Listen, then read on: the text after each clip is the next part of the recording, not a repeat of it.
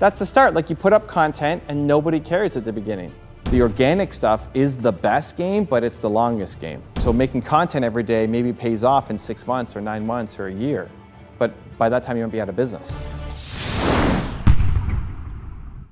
So I'm trying to apply your 9 to 5 to 5 rule, which is just take massive action. Yeah. I have a problem in my life with being too much of a perfectionist and procrastinating.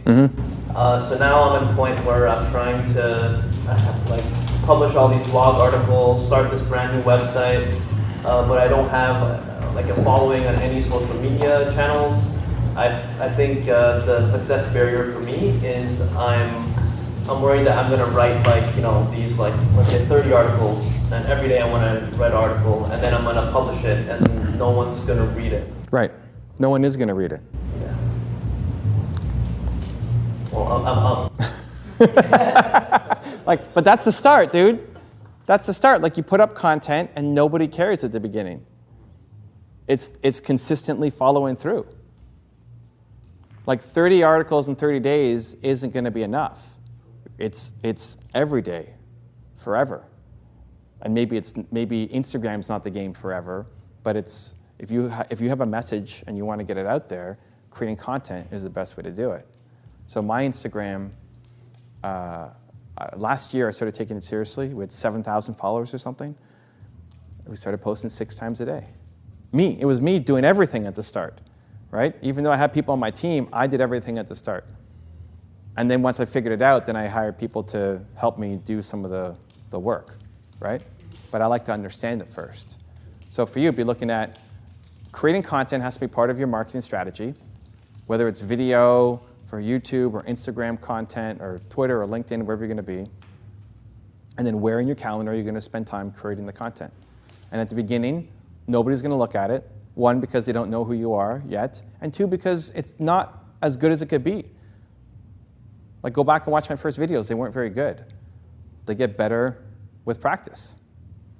Even Alex from making videos for TDS, like salsa videos and thought leadership videos, there was a period of time, 3 years ago, 4 years ago? When were you making videos regularly for TDS?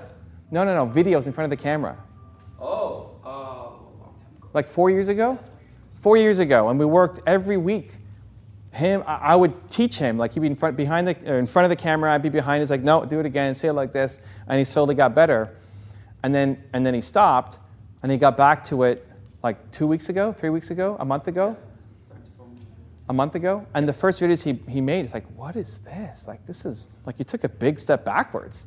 Because it'd been so long that he hadn't done it for a while, right? And it's like, you're capable of way more than this. Like, I'm not going to give feedback on this because you already know watching it back that you're better than this, right? And then the next week was already better, the next week was already better, right? But it's continuing to put out the content, especially on the platforms. Like, why I love YouTube so much is the content that you make now lives forever. And so if you're making it now, it may only get a few views, but if you keep getting a few views, and every month you keep getting few views, and then 3 years later, 4 years later, 5, it's still getting more views. Every piece of content you make not only makes you better as a thought leader, as a creator, but also is another brick that you're building your foundation that can be discovered forever. So if you're just getting started, would you spend a lot of time focusing on how am I going to market this article? What are the platforms? Should I be doing paid advertising, or should I just be taking the straight action, just blogging and Okay, so the fastest way to grow the business is partnerships and alliances, referrals. So finding people who already sell to your target market and find a way to get them to refer you, whether it's a paid thing or just they like you, know you, and they have customers who are facing those issues. That's the fastest way, right? Next would be a paid ad strategy, but you have to have a business model attached to it. So whether it's you creating it or you hire a company that you work with, that you know who your target audience is, you know what their issues are, and you run a paid ad against it, that you can convert to ROI. I don't like paid ads just to build brand, just to build following, because you're spending money. I hate spending money until I'm making money. So I want to see a business model attached to it, that you have coaching, consulting, right? So your paid ads have to lead to coaching signups, not just I gained 20 followers on Instagram, right? The organic stuff is the best game, but it's the longest game.